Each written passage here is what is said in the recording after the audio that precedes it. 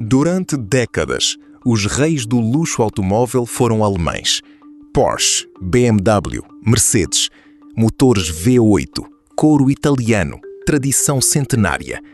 Agora, um sedã chinês com tecnologia Huawei está a vender mais do que a soma dos três gigantes alemães juntos. No segmento acima de 700 mil renminbi, cerca de 90 mil euros, o Zunjie S800 já ultrapassou o Panamera, o Série 7 e o Classe S. A resposta não está nos cavalos de potência, está na estratégia.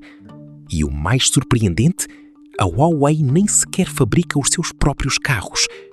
Neste vídeo, vou mostrar-te como a Huawei está a redefinir a indústria automóvel e por que os fabricantes tradicionais estão a ficar para trás e o que a TikTok pode aprender com isto tudo. Vamos recuar algumas décadas. O que tornou gigantes os fabricantes de carros a combustão? 3 pilares: engenharia mecânica de precisão, economias de escala e lealdade à marca. A Toyota dominou com produção enxuta. A BMW e a Mercedes venderam durante anos a ideia de que luxo significava cilindrada, bancos de couro e um badge no capô. E funcionou. Durante 50 anos, a barreira de entrada era gigantesca.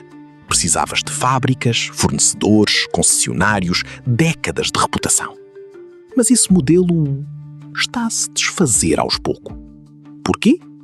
Porque a concorrência deixou de ser sobre motores e passou a ser sobre software, ecossistema e experiência digital. E nesse jogo, os europeus chegaram atrasados. A Huawei percebeu algo que os fabricantes tradicionais ignoraram. Não precisas de fabricar carros para dominar o setor. Em vez de construir fábricas, a Huawei posicionou-se como capacitadora tecnológica, aquilo que os analistas chamam de Tier 0.5, um passo acima dos fornecedores tradicionais. Olhe este exemplo. A Seres era uma fabricante marginalizada, com prejuízos de 3,8 mil milhões de renminbi em 2022. Depois de se associar à Huawei, no modelo HIM, em 2025 já dava lucro de quase 6 mil milhões. O que a Huawei fez? Não comprou a Seres, não construiu fábricas, apenas disse: nós damos-te a inteligência, tu dás-nos as rodas. E o mercado respondeu. Agora, a pergunta central. O que é que a Huawei oferece que os gigantes alemães e japoneses não conseguem igualar? 3 vantagens decisivas. 1. O triângulo dourado. Chip, mais sistema operativo, mais algoritmos. Enquanto a Mercedes compra chips à Nvidia e software à Google, a Huawei desenvolve tudo internamente. Isto permite que o sistema de condução autónoma ADS 4.0 fique mais inteligente a cada quilómetro e esteja disponível em carros a partir de 150 mil renminbi, cerca de 19 mil euros. Os alemães só oferecem algo semelhante em carros de 80 mil euros para cima. 2. Experiência de ecossistema. O Harmony OS integra o telemóvel, o relógio inteligente, o tablet e o carro numa única interface fluida.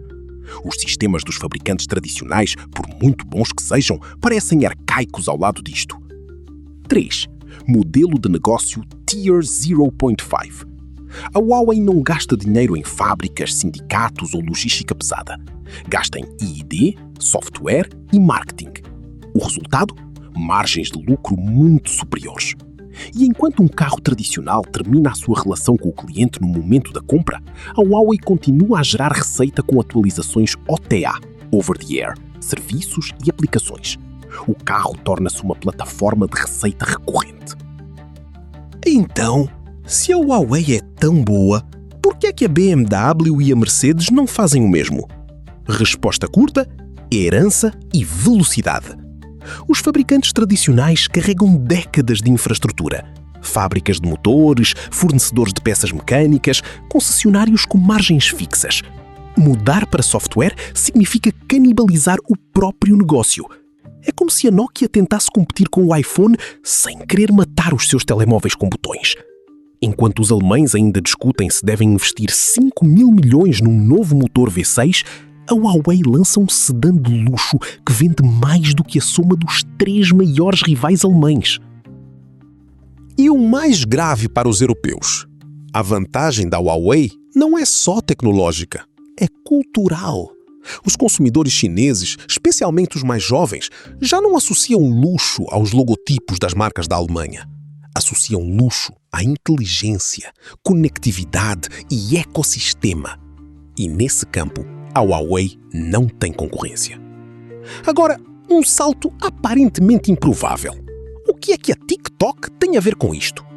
A fabricante chinesa Seres, a mesma que se salvou com a Huawei, vai lançar este ano o chamado TikTok Car, um veículo elétrico compacto, acessível, entre 36 e 41 mil dólares, mas com uma diferença radical. Foi desenhado para jovens digitais.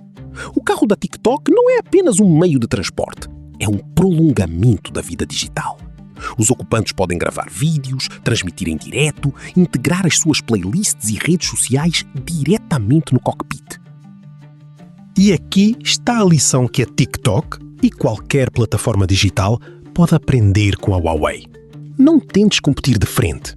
Muda a dimensão da concorrência. A Huawei não tentou fabricar um carro melhor que a Mercedes no campo mecânico. Mudou o jogo para o software e ecossistema. A TikTok, se quiser crescer além das redes sociais, pode fazer o mesmo. Não tente ser mais um fabricante de carros. Torne-se a plataforma que define como os jovens interagem com a mobilidade. O carro chamado de TikTok é um primeiro passo. Mas o verdadeiro potencial está em pensar: como é que a experiência TikTok, curta, viral, participativa, se traduz num veículo? E como é que isso pode ser exportado para a África, América Latina e outros mercados emergentes? E terminamos com uma lição que atravessa toda esta história. A Huawei não venceu porque construiu a maior fábrica do mundo. Venceu porque foi pequena, ágil e focada no que realmente importa: tecnologia, ecossistema e parcerias inteligentes. Os fabricantes tradicionais perderam porque insistiram em mega projetos. Motores cada vez maiores, fábricas cada vez mais caras, plataformas únicas para o mundo inteiro. Um projeto pequeno ou médio, bem executado, é quase sempre mais bem-sucedido do que um mega projeto. Por quê? Porque é mais rápido, mais barato, mais fácil de adaptar e menos arriscado. A Seres passou do prejuízo ao lucro em 3 anos, não porque construiu um mega projeto, mas porque aceitou uma parceria inteligente. O TikTok Car não é um carro para todos, é um carro para um nicho, e é por isso que pode funcionar. O futuro não pertence a quem tem mais recursos, pertence a quem se adapta mais rápido. Gostou? Comenta, qual destas estratégias acha mais inteligente? A da Huawei ou a dos fabricantes tradicionais?